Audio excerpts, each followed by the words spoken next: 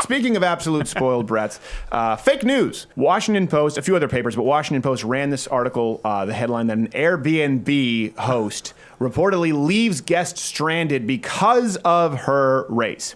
Did this person who was renting out at Airbnb appear to be a bigot? Yeah. Racist? Maybe. Did this person not rent out to this girl because she was a racist? Absolutely not. That's not what occurred here. So let's pull first the screenshots. It says, go ahead. This is the person who would be renting out to the other person, the host. I wouldn't rent to you if you were the last person on earth. One word says it all. Asian. At first glance, that seems pretty bad. This is fake news, and we will describe. The term is thrown around a lot. Fake news, that it's lost all meaning. I think this defines it. Let's watch the clip first. She said, this is why we have Trump. And she said, like, we can't have foreigners telling us what to do. She said that to me. I'm an American citizen. This is my home. I've been here since I was 3 years old. America is my home. I consider myself an American. But this woman discriminates against me for being Asian. Okay. Don't laugh yet. So we have her Facebook page? Yeah, we have This all is that. the Facebook page of this girl who is making the accusation, for those who haven't read. Says, she wants to abolish prisons and capitalism. Okay, and she is studying race relations in Los Angeles, which is actually kind of uncommon for an Asian when we're talking about social justice warriors. So abolish prison and capitalisms, and she's studying race relations.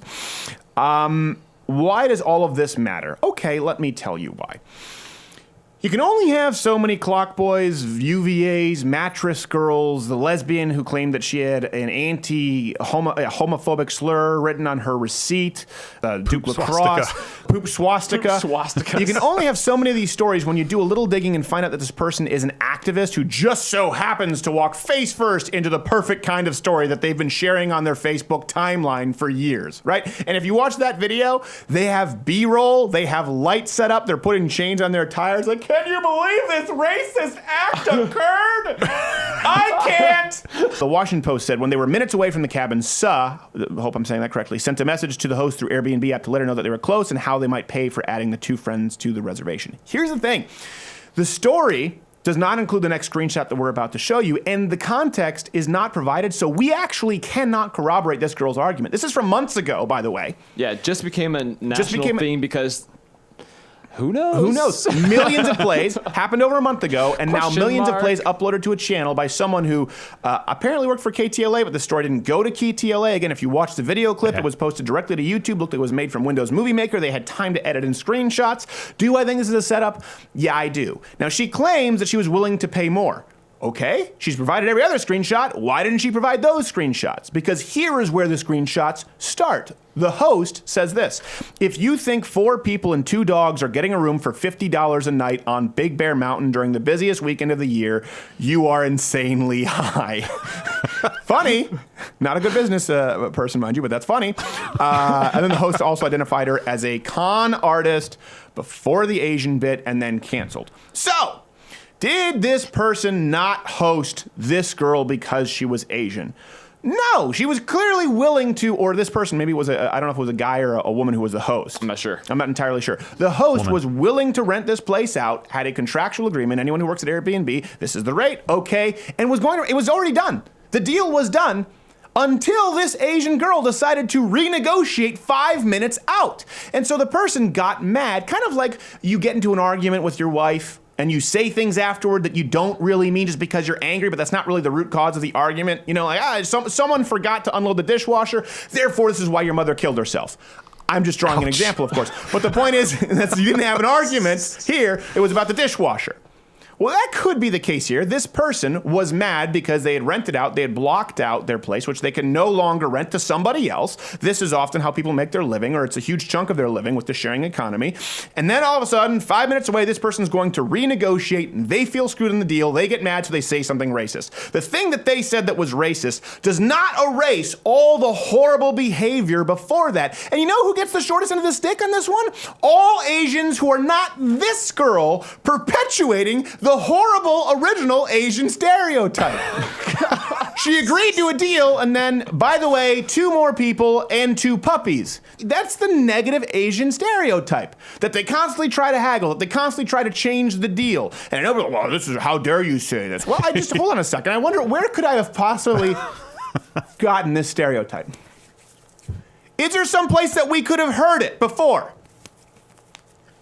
Because Indians cannot live without a bargain, and Chinese people cannot give you a bargain. Their objective is to get every penny from you, and ours is to keep every penny. Oh, that's right. Asians. Is it fake?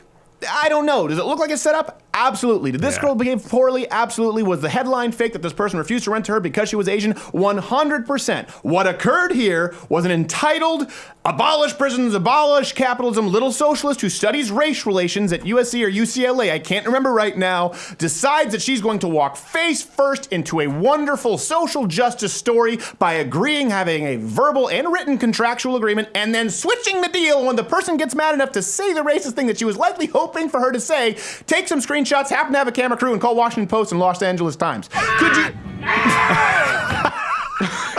It's a bad day for Asians on this show. They have a flair for the dramatic. That person, and then this girl just, she said, you're Asian. Do you know how adults react if someone says something horrible? If they say something racist, they say something sexist, like, I would never rent to you ever because you're Asian. You're a dick.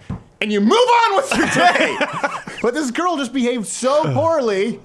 Tried to change the deal right when they're 5 minutes from the Airbnb. Could you imagine if you tried to pull this crap at any other hotel? You know what usually happens? Okay, your room's gonna come to $122.50. Okay.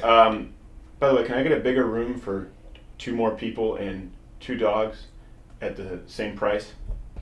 No. What if I pay more though? Okay. Okay. Hey, if you like this video, subscribe by clicking the button that says subscribe. If not, there's a strong chance that you're an Armenian genocide denier. Wink, wink. I think you know what I'm talking about. But head on over there if this isn't the channel for you. I'm sure you'll find something there that you deem very insightful and informative. Also, I request that you come back here afterward and immediately leave a negative comment because we read those and those affect our lives directly. We care about them because we care about you.